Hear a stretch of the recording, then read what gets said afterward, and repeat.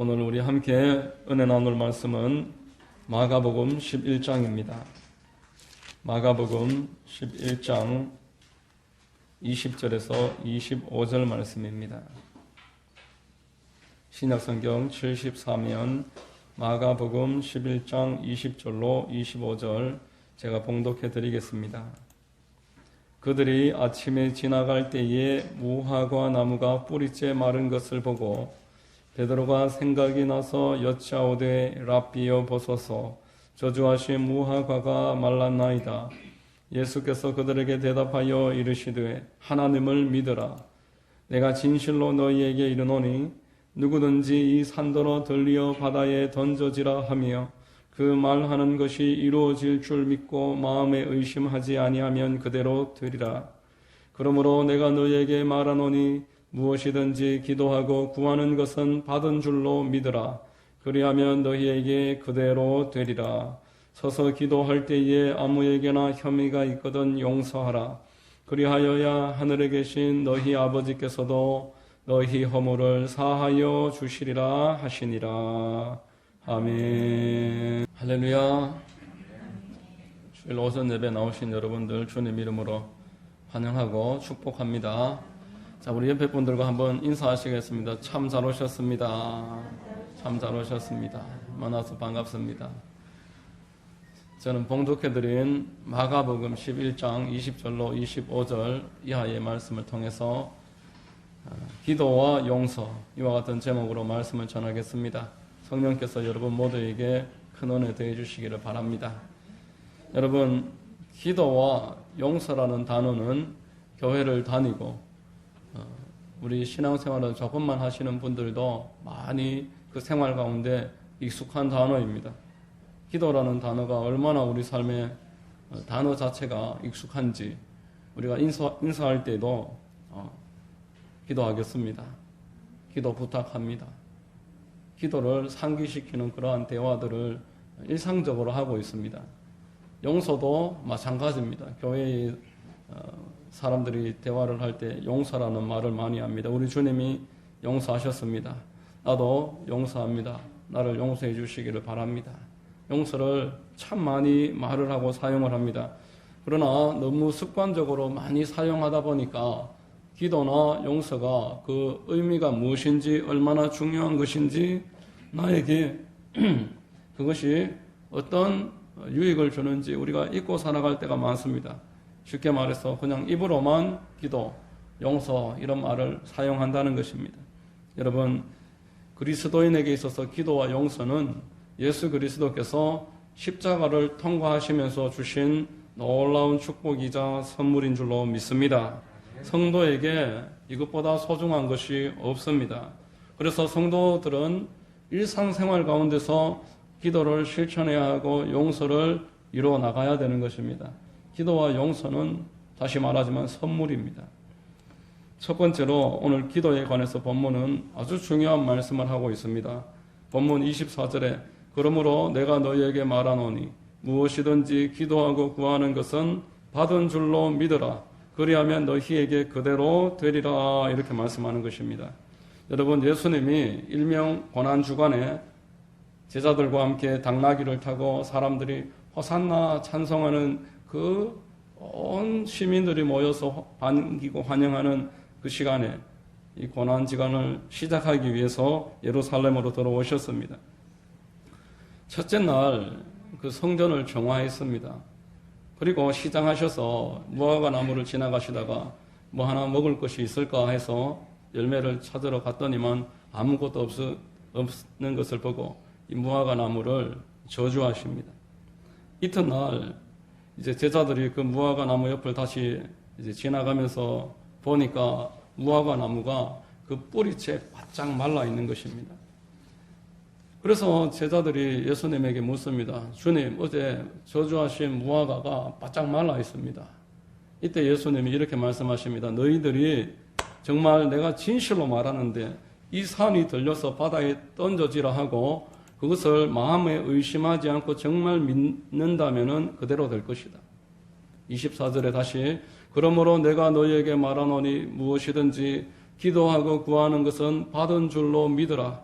그리하면 너희에게 그대로 되리라. 이렇게 말씀하십니다.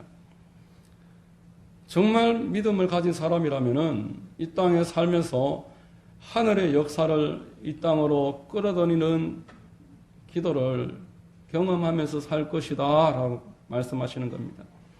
여러분, 예수님이 마지막 순간에 이 고난주간을 지내면서 이 기도에 관해서 아주 많이 말씀하십니다. 여러분, 기도가 무엇입니까? 세상 사람들도 기도를 참 많이 말을 합니다. 좀 어려운 일이 생기면 아이고 하나님, 아이고 부처님, 아이고 공자님. 어떤 분들은 하나님, 부처님, 공자님 동시에 말하는 사람들도 많이 봤습니다. 또 자기 조상을 찾습니다. 산신령을 찾습니다. 입시철이나 인사이동 때가 되면은 유명한 산에 보면은 그 구슬한다고 펴놔놓고 고사를 지낸다고 상을 차려놓고 그 앞에 서서 물을 떠놓고 손이 발이 되도록 비는 사람들 여러분 많이 보셨을 것입니다. 제가 살던 대구에는 팔공산이라는 아주 그러한 일들을 많이 하는 산이 있습니다. 이 팔공산에는 수능 치는 그쯤 되면은 온 산에 발 디딜 틈이 없습니다. 온 대구에 그 또래의 그 학생을 둔 부모님들이 아침부터 계속 빈다고 그 위에 올라가서 나름대로 기도를 하고 있습니다. 여러분, 그러나 세상 사람들이 하는 그 일명 기도라는 것은 하나님과 아무 상관이 없는 행동입니다. 수십만 원 들여서 재물을 준비하고 눈비를 맞으면서 그 시간을 정성을 들이고 전 재산을 혹여라도 갖다 바칠지 몰라도 하나님은 그들이 하는 그 기도에 관심이 없으십니다. 듣지 아니하십니다. 하나님과 세상 사람들 사이에는 아주 분명한 막이 가려져 있는 것입니다. 죄가 가로막고 있습니다. 아담과 하와의 그 범죄로 말미암아서 하나님의 그 뜻을 저버린 다음에 모든 사람들은 죄 가운데 태어나서 죄의 값으로 이 땅에서 고난당하고 사망에 다다릅니다. 그리고 하나님께로 갈 수 있는 길이 없습니다. 이사야서 1장 15절에 너희가 손을 펼 때에 내가 내 눈을 너희에게서 가리고 너희가 많이 기도할지라도 내가 듣지 아니하리니 이는 너희의 손에 피가 가득함이요 라고 말했습니다. 하나님이 택하신 이스라엘 백성들이 죄를 짓고 회개하지 아니하면 그 기도를 아무리 많이 해도 듣지 않는다고 하시는데 예수님을 모르고 예수님께 회개 한 번 한 적이 없는 그 불신자들이 하나님 앞에 드리는 기도가 응답될 리 없는 것입니다. 여러분, 기도는 오직 그리스도인들에게만 허락된 하나님의 특권인 줄로 믿습니다. 창조주 하나님 앞에 나아가서 우리의 속사정을 아뢰할 수 있는 특권은 오직 예수 그리스도를 구주로 모신 하나님의 자녀들에게만 허락된 특권인 것입니다. 예수님이 고난주간을 지나시면서 최후의 만찬 자리에서 제자들을 불러 모으시고 기도를 계속 이야기하십니다.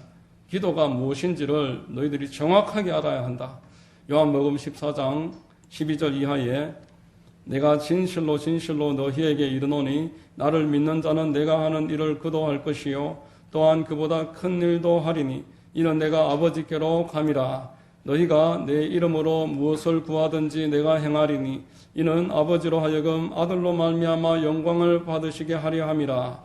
내 이름으로 무엇이든지 내게 구하면 내가 행하리라. 지금까지 전혀 나오지 않던 말이 지금 시작되고 있습니다. 너희는 내 이름으로 기도할 수 있다.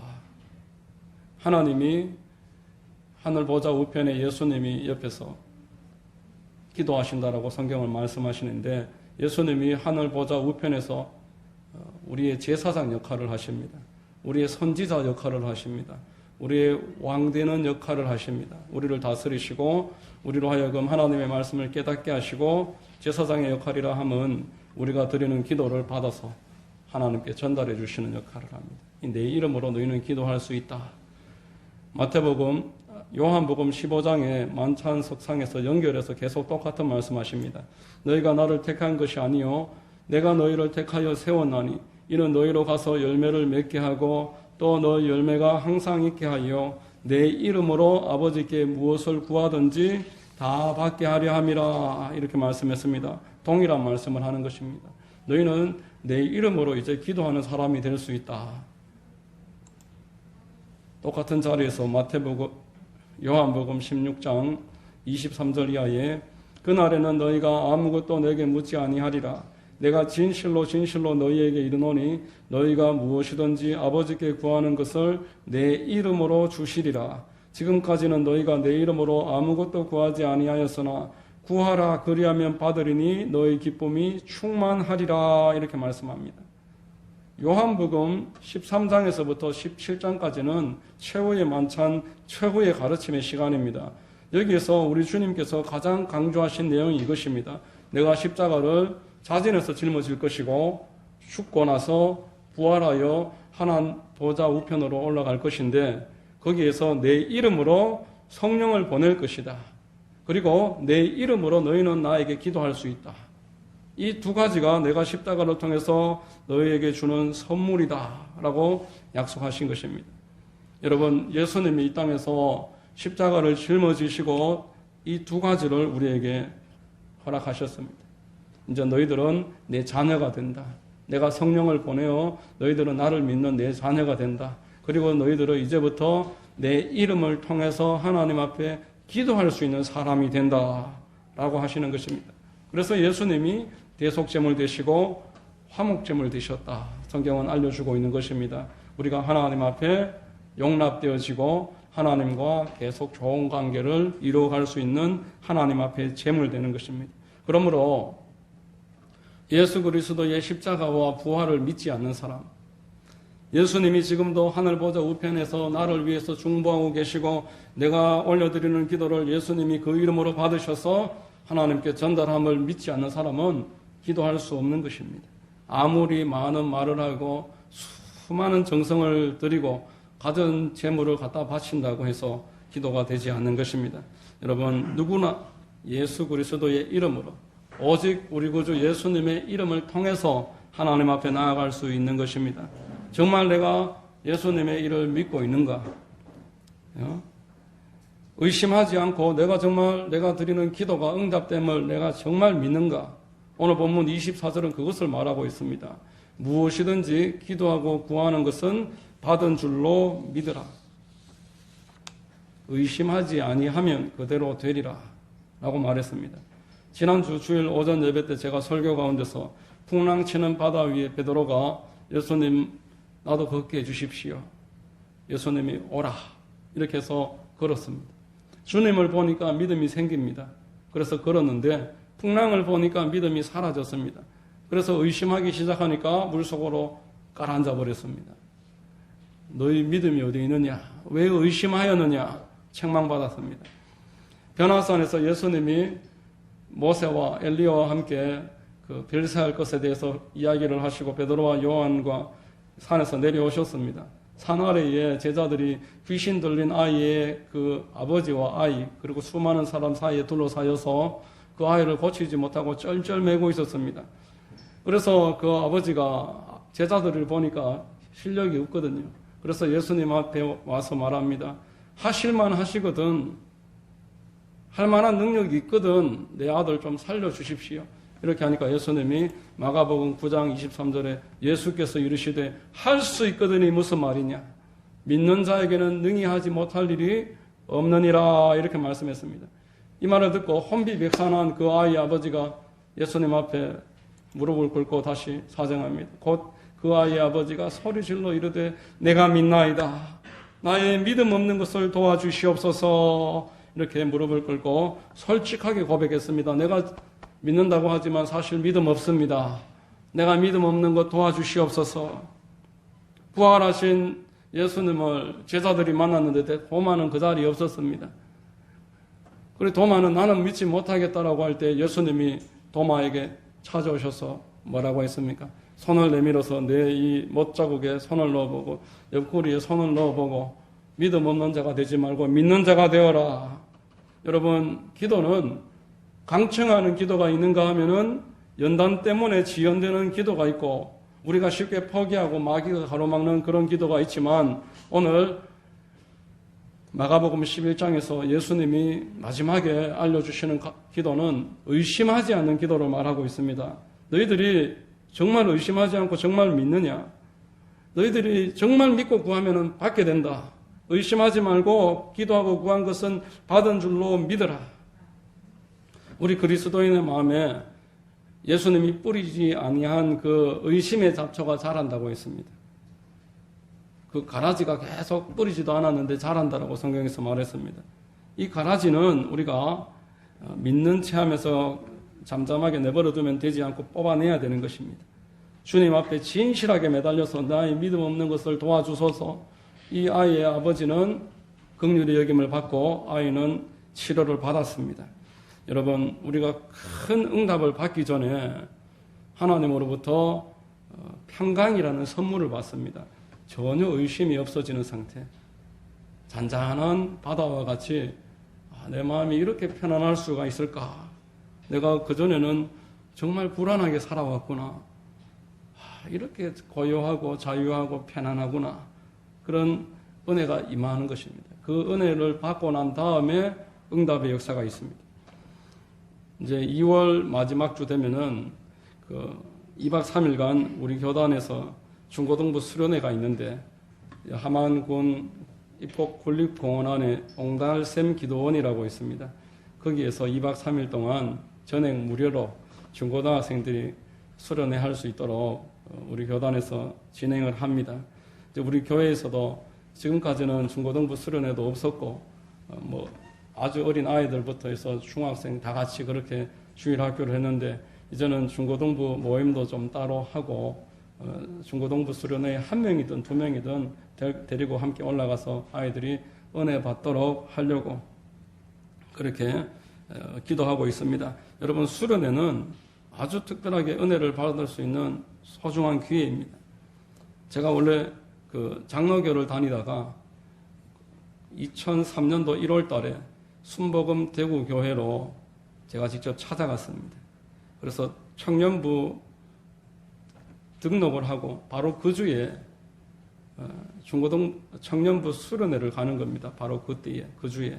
그래서 제가 얼떨결에 따라 올라갔다가 크게 은혜를 받고 그 교회에 정착을 했습니다. 그리고 그 다음에 2004년도 한 4월쯤에 청년부에서 1박 수련회를 한다고 동일한 수련원으로 올라갔는데 거기에서 성령을 받고 방언을 말하기 시작했습니다. 방언 기도를 그때부터 했습니다. 그리고 10년 전에 2013년도 8월 달에 제가 다니던 교회에 중고등부 수련회가 있었습니다. 저는 그때 교사도 아니고 우리 아이들은 7살, 5살, 2살 그럴 때인데 중고등부하고 아무 관련이 없었는데 이 중고등부 수련회를 따라갔습니다. 그만큼 그때 은혜를 사모하는 마음이 있었습니다. 은혜를 사모한다기보다도 아주 절실함이 있었습니다. 절박함이 있었습니다. 제가 그때 10년 전에 신학교 4학년이었습니다. 8월 달이 여름 방학인데 8월 첫 주는 여러분 아시다시피 전국적으로 가장 더운 날입니다. 전국적으로 다 휴가 기간입니다. 이 휴가 기간에 이제 도를 앞두고 있는 건영이하고 아이들을 데리고 아무도 오라고 하지도 않는데 중고등부 수련회에 제가 자발적으로 찾아갔다라는 것은 그만큼 그때의 절실함이 있었고 하나님이 도와주시지 않으면은 아주 막막한 그런 순간이었습니다. 9월 달이 되면은 이제 방학이 끝나고 4학년 2학기에 다니던 교회에서 나와서 전도사를 어디 가서 하든지 불러주는 데가 없으면은 미자립 교회, 개척 교회라도 찾아가서 그냥 전도사로 좀 서달라고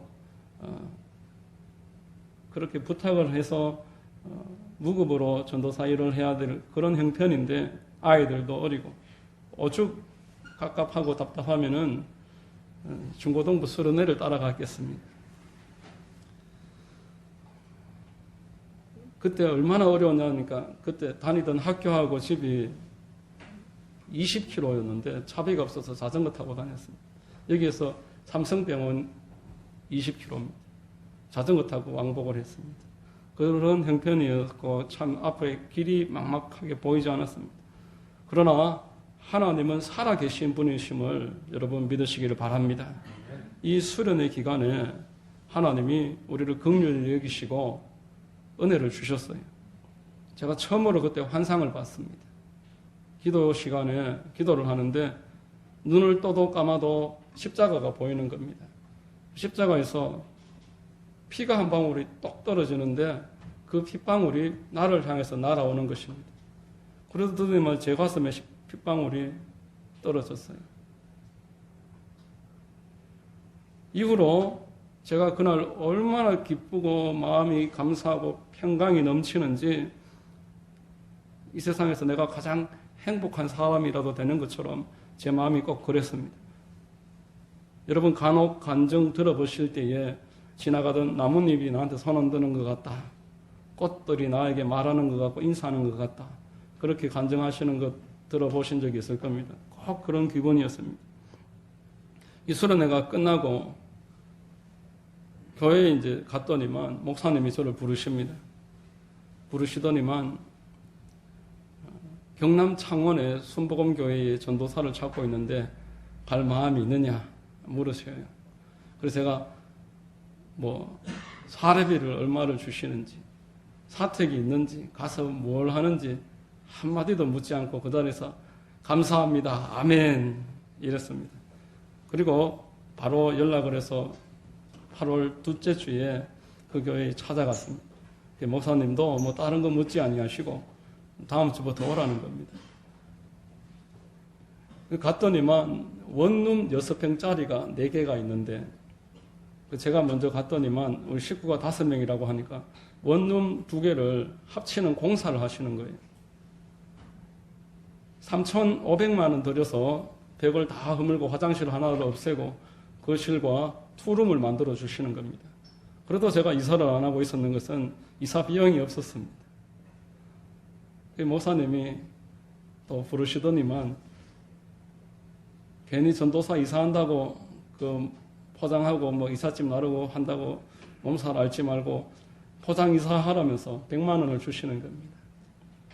그래서 8월 셋째 주에 그 교회로 완전하게 이사를 다 마쳤습니다.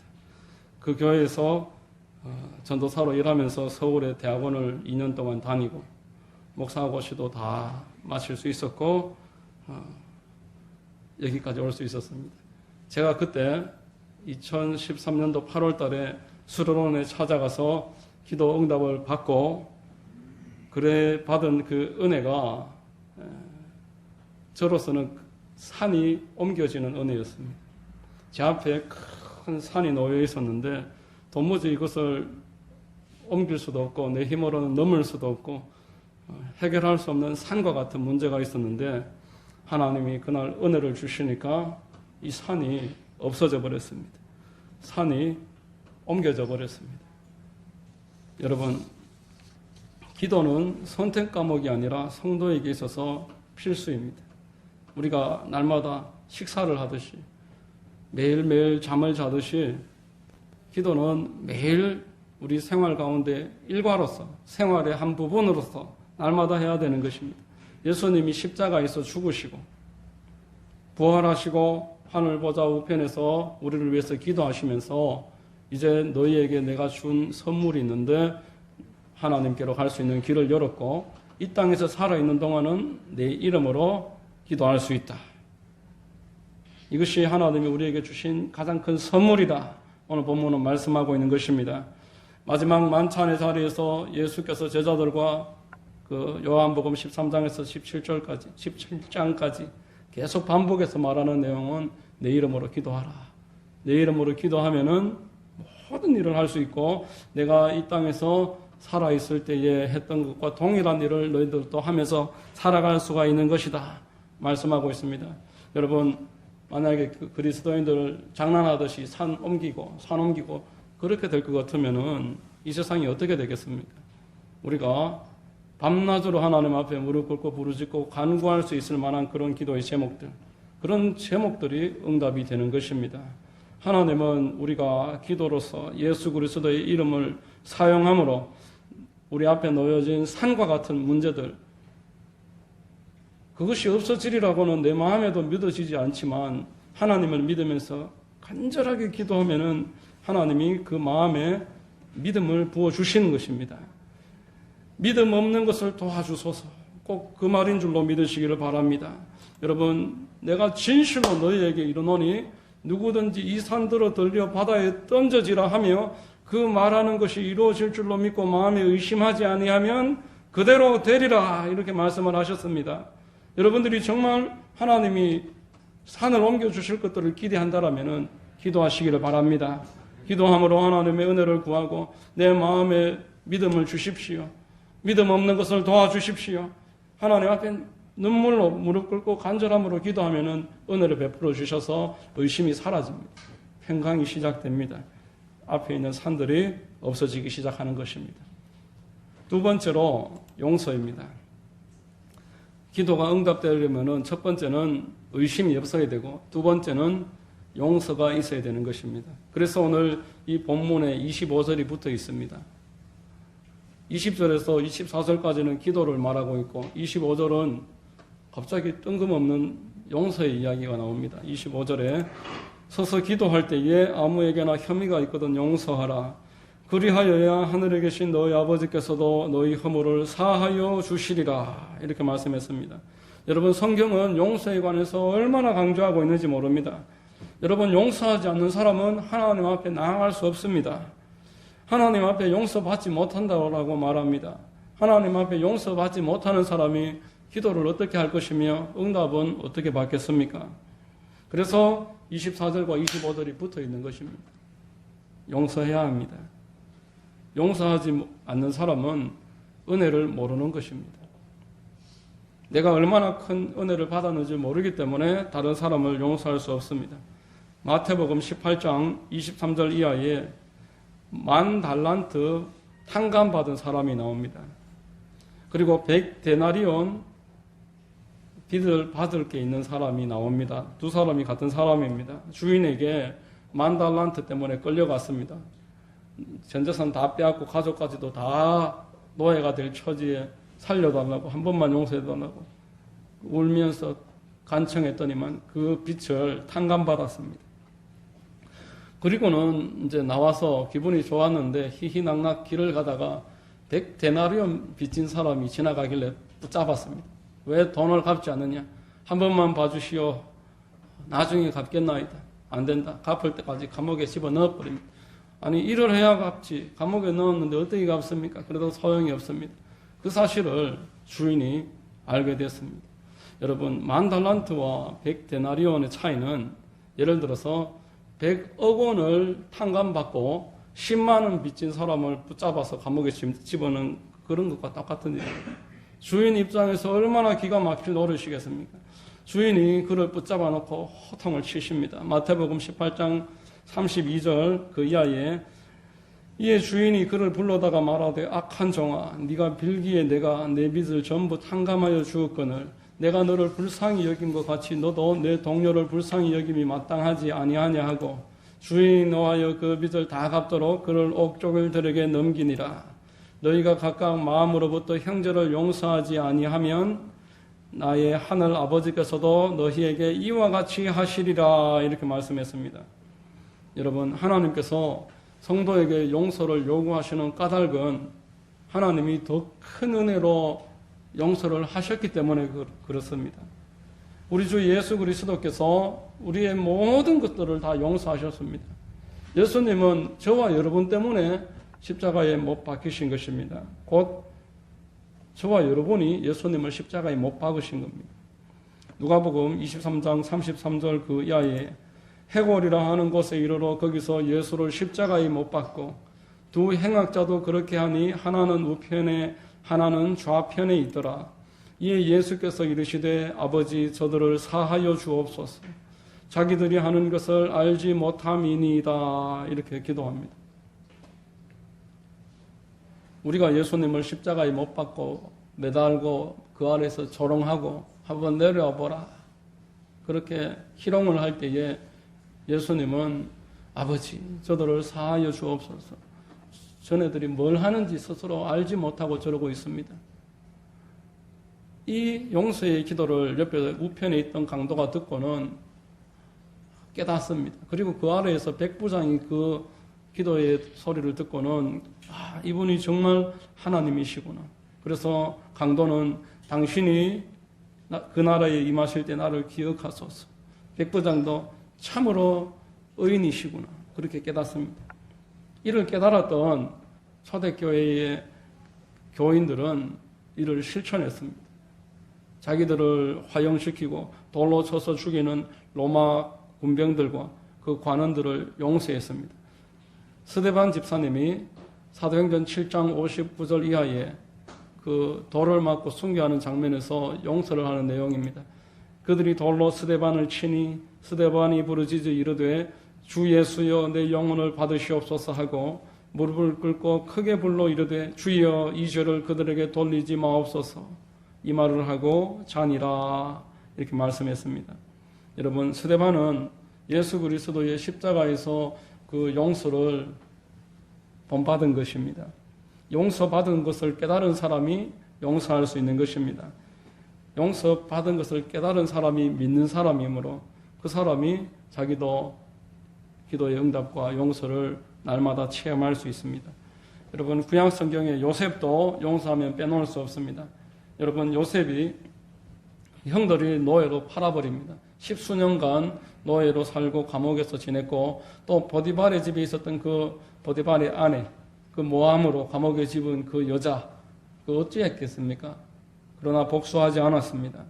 그들에 대해서 신앙으로 용서합니다. 창세기 45장 5절과 7절 8절에 보면은 당신들이 나를 이곳에 팔았다고 해서 근심하지 마소서 한탄하지 마소서 하나님이 생명을 구원하시려고 나를 당신들보다 먼저 보내셨나이다. 하나님이 큰 구원으로 당신들의 생명을 보존하고 당신들의 후손을 세상에 두시려고 나를 당신들보다 먼저 보내셨나니 그런즉 나를 이리로 보낸 이는 당신들이 아니요 하나님이시라 이렇게 말씀하는 것입니다.